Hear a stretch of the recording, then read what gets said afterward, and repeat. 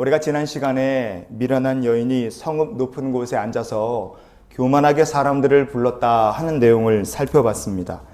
우리 인생에 앉을 보좌가 있다면 그 보좌에 앉으실 분은 우리가 아니라 하나님이심을 다시 한번 기억하는 우리 모두가 되기를 원합니다. 우리는 하나님의 부르심에 겸손히 응답을 해야 됩니다. 그리고 그 부르심을 좌로나 우로나 치우치지 말고 똑바로 따라가는 성도가 되어야 될 줄 믿습니다. 왜냐하면 마귀가 항상 우리들을 미혹하기 때문에 그래요. 잠언 9장 15절 말씀을 보시겠습니다. 자기 길을 바로 가는 행인들을 불러 이르되 아멘. 바로 간다 그랬어요. 자기의 길을 바로 가는 사람들을 불렀는데 바로 간다라고 번역된 히브리어가 하메 야셰림이라고 되어 있습니다. 하메 야셰림이란 말은 go straight, 똑바로 간다라는 말이 됩니다. 그런데 다른 뜻으로도 이 바로 간다라는 말이 성경에 쓰여요. 그게 뭐냐면 물이 이렇게 수로를 따라 만들어 놓으면 똑바로 쫙 흘러가지 않겠어요? 그래서 물이 곧게 흘러간다. 그런 뜻으로 말씀에 쓰입니다. 그래서 역대하 32장 30절에 보면 히스기야가 또 기온의 윗샘물을 막아 그 아래로부터 다윗성 서쪽으로 곧게 끌어들였으니 그랬어요. 기온의 샘을 막아서 물을 예루살렘으로 수로를 파서 아주 일직선으로 쭉 예루살렘 안으로 기온 샘물을 끌어들인 겁니다. 자, 샘물을 그게 일직선으로 수로를 따라서 쭉 온 거예요. 그래서 목적지인 예루살렘으로 딱 들어온 겁니다. 이 말씀을 오늘 우리 본문을 보는데 우리가 한번 생각해 봅시다. 지혜의 초대를 누군가가 받아들였어요. 지혜가 부르는데 응답했습니다. 그러면 지혜의 초대를 받아들이고 그 사람 마음속에 하나님 지혜를 가지고 살기 시작하면 그 사람의 인생의 목표는 누가 되겠습니까?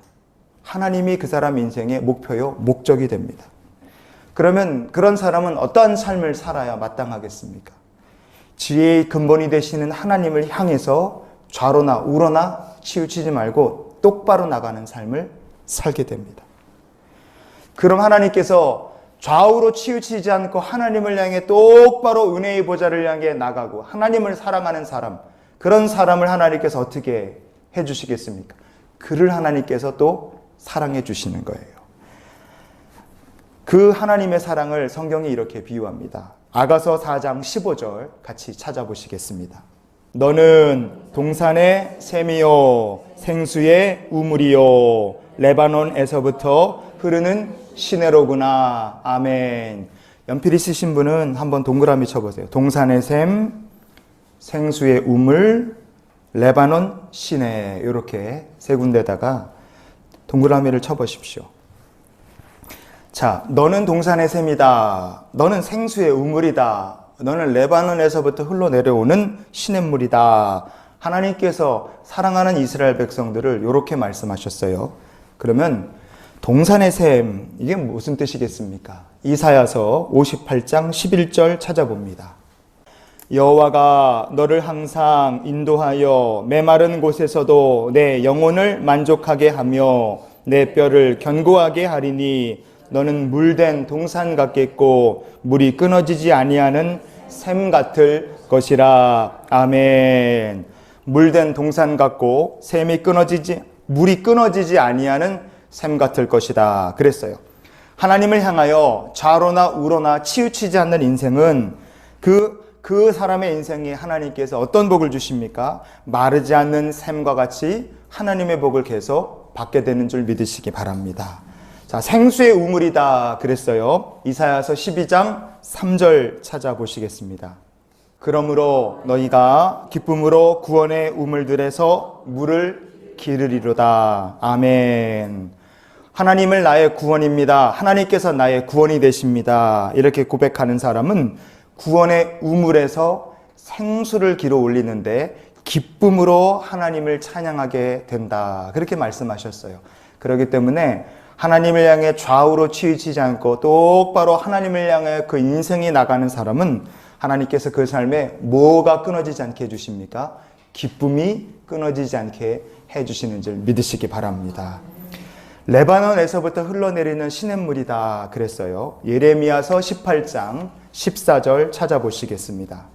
레바논의 눈이 어찌 들의 바위를 떠나겠으며 먼 곳에서 흘러내리는 찬물이 어찌 마르겠느냐. 아멘.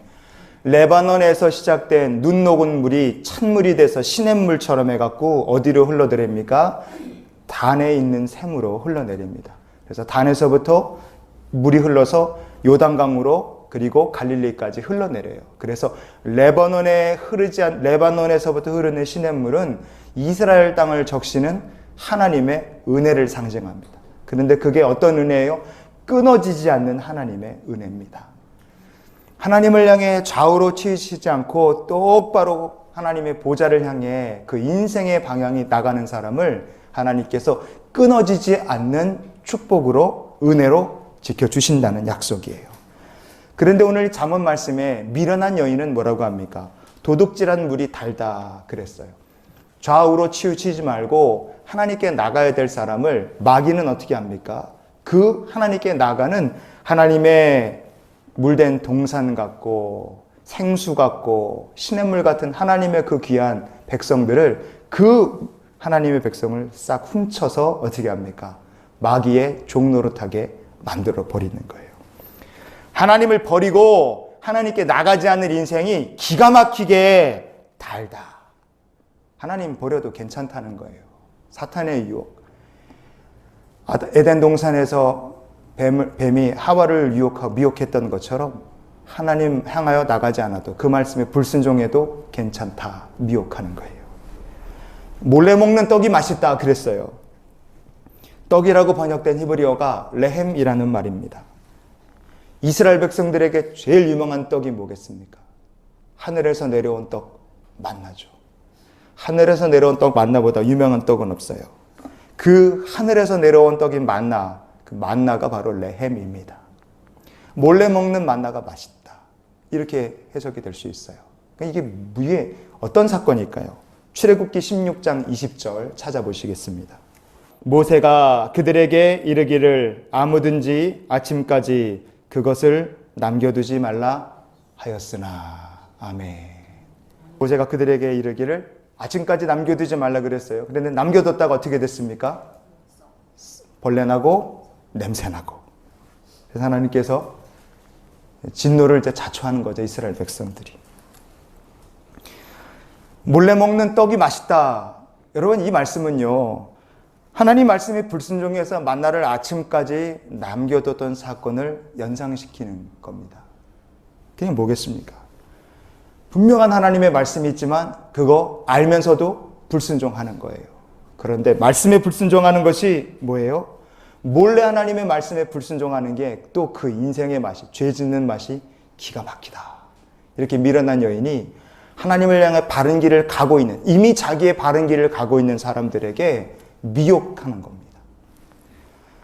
결국 미혹을 당하면 어떻게 됩니까?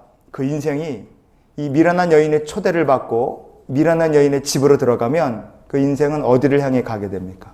이미 미련한 여인의 초대에 응하는 순간 그 영혼은 죽은 영혼이고 그 인생의 길은 좌우로나 우로나 치우치지 않고 지옥을 향해 가게 되는 거예요. 그래서 18절 말씀이 이렇게 끝납니다. 읽어보시겠습니다. 오직 그 어리석은 자는 죽은 자들이 거기 있는 것과 그의 객들이 수월 깊은 곳에 있는 것을 알지 못하느니라. 아멘. 다윗의 잠언을 우리가 이렇게 마치면서 오늘 우리가 이 말씀 전체를 이렇게 정리해 봤으면 좋겠습니다. 우리가 좌로나 우로나 치우치지 말고 하나님을 향해 나가는 인생이 되면 하나님께서 우리에게 끊어지지 않는 샘처럼 복을 주시고 영원히 마르지 않는 기쁨이 되어주시고 영원히 마르지 않는 은혜를 우리에게 부어주실 줄 믿습니다. 그러나 만약에 우리가 나도 모르는 사이에 하나님의 거룩한 보좌를 향하여 똑바로 나가는 삶이 아니라 세상으로 이리도 치우치고 저리도 치우치면 우리의 인생이 흔들리고 우리의 믿음이 흔들릴 겁니다. 우리가 만약에 세상을 향해 좌우로 치우치면 반드시 하나님의 말씀 알면서도 우리가 불순종하는 순간들이 찾아오게 될 겁니다.